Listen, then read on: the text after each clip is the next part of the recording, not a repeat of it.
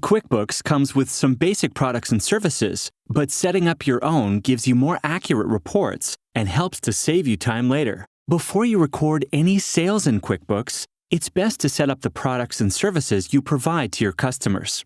Let's go over how to do that.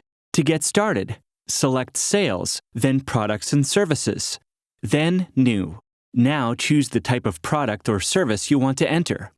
Non-inventory products are physical things you sell, but you don't keep track of exactly how many you have. If you manage inventory with QuickBooks, then you could choose an inventory product here. Services are any services that you sell to your customers. We'll set up a service, but both products and services are set up in the exact same way. Our business is a bakery, and we charge customers for catering services.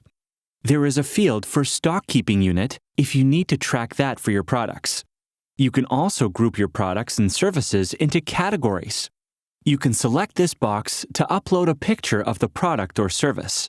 Enter a description of the product or service. This appears later when you record a sale of this item, and it will be something that your customer sees on their invoice or receipt.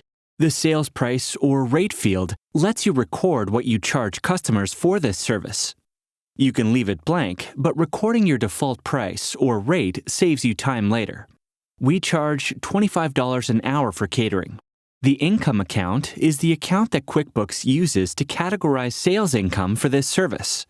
You'll see it on your profit and loss statement, and over time it tracks how much income you've generated from this service and others like it. You don't need a different income account for each product or service, just for whatever categories you want to keep track of. For example, we want the income from this service to go to catering services income. If sales tax is turned on, you'll also choose whether or not you charge sales tax for the product or service. Once you're done, select Save and Close. And now we have a catering service that we can charge to our customers for $25 an hour. Now try setting up your own products and services in QuickBooks.